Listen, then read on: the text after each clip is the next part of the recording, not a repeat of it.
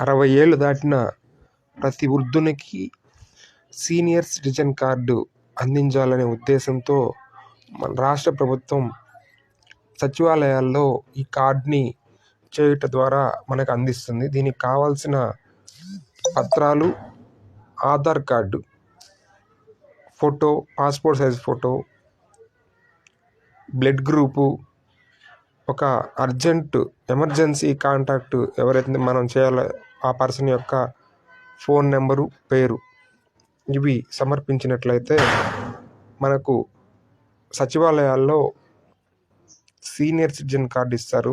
దీనివల్ల ప్రభుత్వ పథకాలలో, ఆర్టీసీ బస్సులలో, బ్యాంక్ లోన్లలో ఎక్కువ వడ్డీ వచ్చే విధంగా, అధిక రాయితీలు ఉండే విధంగా ఈ కార్డు మనకు ఉపయోగపడుతుంది. పెన్షన్ కూడా ఉపయోగపడుతుంది.